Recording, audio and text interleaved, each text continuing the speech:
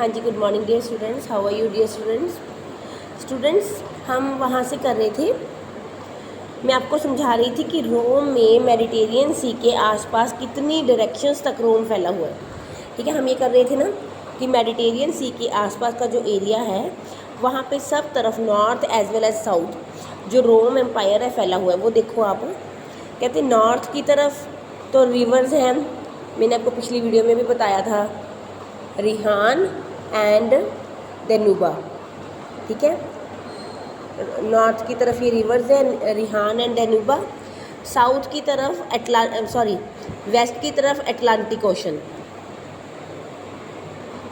Waste की तरफ Atlantic ocean, और ईस्ट की तरफ यहाँ पे इसकी जो रोम है वो यूरोफिट्स रिवर के इस तरफ आता, इस तरफ यहाँ पे यूरोफिट्स रिवर है। ठीक है, ये इसकी बाउंड्री बनाती है, क्योंकि यूरोफिट्स रिवर्स के इस साइड पे ईरान शुरू हो जाएगा, इस साइड पे ईरान की बाउंड्री शुरू हो जाएगी।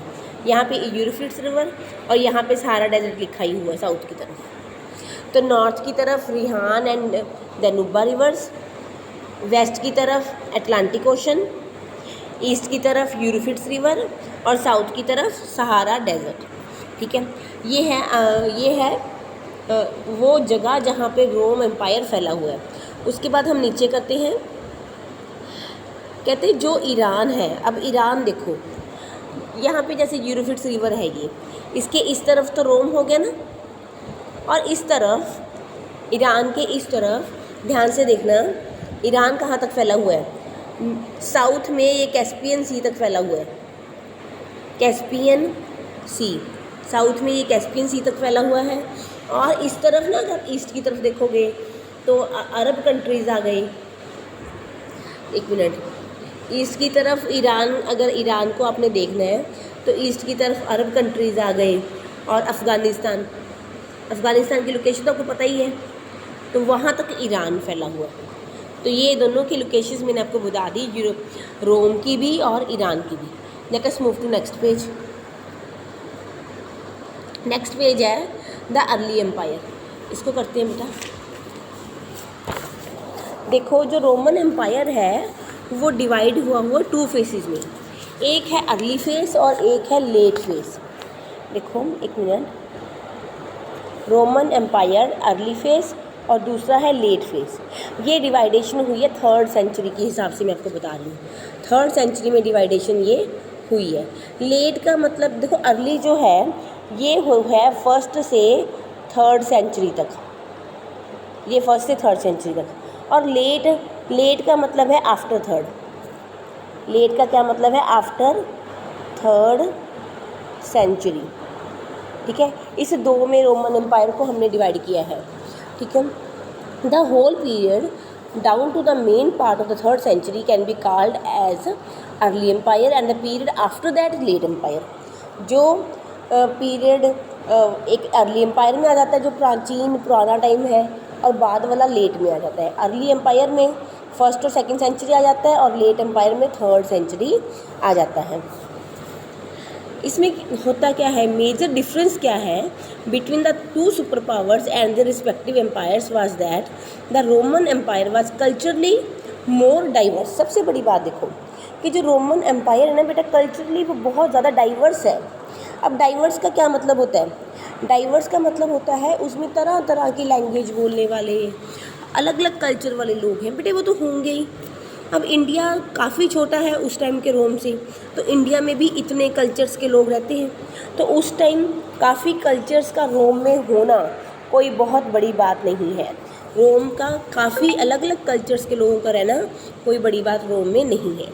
और दूसरी बात यहाँ पे जो अपने मेन पॉइंट करना है वो ये है कि कल्चर इतने होने के साथ साथ उन सब में इतने कल्चर होने के बावजूद भी they bond together by a common system of government. ये उससे ख़ास बात है कि रोम का जो एम्पायर है वहाँ पे एक ही तरह का सिस्टम चलता है गवर्नेंस का। ठीक है, गवर्नमेंट एक ही तरीके से पूरे रोम में काम करती है, और बहुत सारी लैंग्वेजेस रोम में बोली जाती हैं, पर एडमिनिस्ट्रेशन के लिए, देश को चलाने के लिए कौन सी लैंग्वेज बोली जाती है? लैटिन और ग्रीक। ये चीज़ याद रखना। देखो लैटिन, अब आप कहोगे मैम लैटिन और ग्रीक ही क्यों? अगर आप कहते हो कि डाइवर्सिटी है तो और भी कई लैंग्वेजेस होनी चाहिए। देखो जो रोमन एम्पायर में एडमिनिस्ट्रेशन में लोग हैं जो, वो अपर कास्ट के लोग होंगे, ऑब्वियसली अपर क्लासेस के लोग हैं।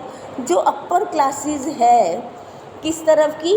ईस्ट की तरफ की, ठीक है। The upper classes of the east spoke, east जो देखो ये रोमन एम्पायर है, इसकी जो ईस्ट वाली साइड है, यहाँ की जो अपर क्लासेस है इस तरह इस साइड की, वो कौन सी लैंग्वेज बोलती हैं? वो बोलती हैं ग्रीक लैंग्वेज। तो इसलिए एडमिनिस्ट्रेशन में भी ग्रीक का इस्तेमाल होता है। और जो वेस्ट वाली साइड की अपर क्लासेस हैं वो बोलती हैं लैटिन लैंग्वेज, तो इसलिए एडमिनिस्ट्रेशन में लैटिन लैंग्वेज का इस्तेमाल होता है, ठीक है। तो उसके बाद हमने करना है, ये सबसे बड़ी ज़रूरी चीज़ हो गई कि लैंग्वेजेस ग्रीक और लैटिन दोनों इस्तेमाल होती हैं। उसके बाद है जो एम्पायर है वह subjected to the all those who lived in empire. अगला पॉइंट, जो सारे लोग जो इस एम्पायर में रहते हैं वो एक सिंगल रूलर, एक राजा के अंडर है, जो राजा का नाम है एम्परर। इससे कोई फ़र्क नहीं पड़ता कि वो राजा कहाँ रहता है, उसकी क्या लैंग्वेज है, वो कौन सी भाषा बोलता है। तो एक सिंगल एम्परर के नीचे सारी प्रजा काम करती है, रहती है। तो ये सारे मैं आपको अर्ली एम्पायर के बारे में समझा रही हूँ, फर्स्ट से लेके 3rd सेंचुरी तक रोम के अर्ली एम्पायर के बारे में, ठीक है। अब नेक्स्ट बड़ा इंपॉर्टेंट क्वेश्चन है, वो ये है कि सबसे पहला किंग कौन था? That is Augustus. ये नाम आपको अच्छे से याद करना है कि जो सबसे पहला किंग था वो अगस्टस था। अगस्टस फर्स्ट एम्परर था ये 27 BCE के टाइम पे ये था। ये अपने आप को प्रिंसिपेट कहता था। प्रिंसिपेट होता है लीडिंग सिटीज़न, कि सब सिटीजन्स में से पहला सिटीज़न, दैट इज़ प्रिंसिपेट। प्रिंसिपेट एक लैटिन भाषा का शब्द है, ठीक है। और प्रिंसिपेट एक एब्सोल्यूट रूलर नहीं होता। अब मैं ना आपको पहले ये ना सीनेट के अंडर काम करता है प्रिंसिपेट। मैं आपको एक चीज़ समझाती हूँ, पहले आप वो समझो। देखो एक वर्ड होता है रिपब्लिक, एक वर्ड होता है रिपब्लिक, ठीक है। रिपब्लिक का मतलब होता है the rule of people, the rule of people. इसमें क्या होता है रिपब्लिक में?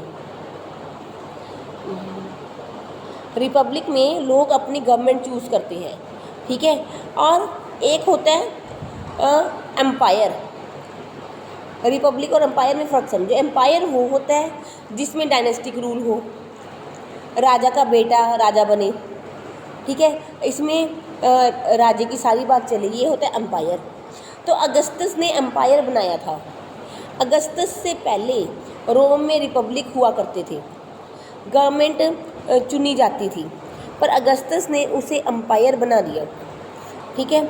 सबसे पहले एक सीनेट होती थी। सीनेट होते थे वो लोग जो रोम को कंट्रोल करते थे। उन दिनों अगस्टस से पहले रोम एक रिपब्लिक था, ठीक है। जो कहते the senate had existed in Rome for century. Senate हुआ करती थी रोम में। सीनेट मतलब जो चुन के लोग चुने जाते हैं लोग, वो हुआ करते थे, ठीक है। फिर वेल्दियर फैमिली से Roman and later Italian descents mainly landlord. इसमें सीनेट में लोग कौन से होते थे? अरिस्टोक्रेसी। आपने 10th में पढ़ा हुआ अरिस्टोक्रेसी क्या होता है। अमीर वेल्दियर फैमिलीज़, है ना, बड़ी डिसेंट फैमिलीज़, लैंड ओनर्स, ये सारे लोग सीनेट के मेंबर होते थे। और ये सारे लोग ग्रीक और लैटिन भाषा बोलते थे। इनके बारे में हिस्टोरीज भी लिखी हुई है, मतलब रिटन मटेरियल भी हमें इनके बारे में मिलता है कि जो एम्परर होता था were judged by how they behave towards the senate. अब ये जो सीनेट होती थी ये एक पर्सन को चूज़ करती थी जो एम्परर का काम करता था, और उसे सीनेट से पूछ के हर काम करना होता था। वो सीनेट के खिलाफ कुछ नहीं कर सकता था जब रिपब्लिक था वहाँ पे, ठीक है। बट यानी कि जो एक सीनेट है, सीनेट में वेल्दी लोग हैं, लैंड ओनर्स सारे हैं। इन लोगों ने 2 पर्सन्स को चूज़ कर लिया सीनेट्स में। सीनेट्स हमेशा दो लोगों को चूज़ करते थे जिसको काउंसिल कहते थे। 2 पर्सन्स या 1 पर्सन जिसे कहते थे काउंसिल। काउंसिल हेड होती थी, काउंसिल की जैसे राजा कह लो आप काउंसिल। तो ये सीनेट से पूछ के सारे काम करेगा, सीनेट की परमिशन लेके सारे काम करेगा। तो ये तो हो गया रिपब्लिक। पर जो अगस्टस था उसने रिपब्लिक को ख़त्म कर दिया, ठीक है। Next to the emperor of and the senate the key institution was, अब एक तो बड़ी चीज़ होगी एम्परर, है ना, जिसको सीनेट ने चूज़ किया, एक हो गया सीनेट, और एक और बहुत बड़ी पावर उस टाइम हुआ करती थी, वो थी आर्मी। जो आर्मी थी, unlike the army of its rival in the Persian empire, there was, देखो रोम में तो आर्मी जो होती थी, ये बहुत अच्छी बात मैं आपको करवा रही हूँ, अब सब सीखने वाली बात है। रोम में तो जो आर्मी होती थी उसे तो मिलती थी सैलरी, ठीक है, पर जो आर्मी होती थी ईरान की, उस आर्मी, वो आर्मी होती थी कॉन्स्पिटेटेड आर्मी वो होती है जिनको आर्मी में काम करना कंपलसरी होता है, जिनको ज़बरदस्ती आर्मी में डाला जाता है। ईरान की आर्मी ऐसी थी, मैंने आपको बताया ना, हम उनके राइवल्स के बारे में भी पढ़ेंगे। तो पर जो रोम की आर्मी थी वो प्रोफेशनल आर्मी थी। रोम में सोल्जर को सैलरी दी जाती थी, ठीक है। तो the army was the largest single organised body in the empire. जो आर्मी थी वो बहुत बड़ा एक बहुत लार्जेस्ट बॉडी थी एम्पायर की, और and it certainly had the power to determine the fate of emperor, और आर्मी के पास पावर होती थी एम्परर की किस्मत को तय करने की। पर ये जो सोल्जर होते थे ना, उस टाइम भी बेटर वेजेस के लिए, बेटर सर्विस कंडीशंस के लिए ये डिमांड्स अपनी रखते ही रहते थे, ये एगिटेशन करते ही रहते थे। These agitations often took the form of mutinies, और ये जो उनके एगिटेशन होते थे ना, धीरे धीरे ये म्यूटिनी बन जाते थे, विद्रोह भी कर देते थे ये लोग, ठीक है।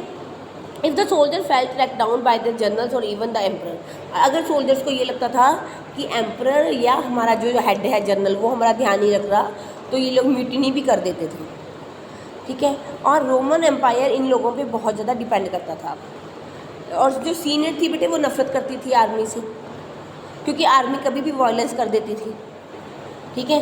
तो आगे ये क्या हुआ, 3rd सेंचुरी में क्या हुआ वो हम बाद में पढ़ेंगे। गवर्नमेंट ने कैसे टैक्सेस वगैरह बढ़ा दिए थे वो हम आगे करेंगे। Today for today this is all, thank you, have a nice day.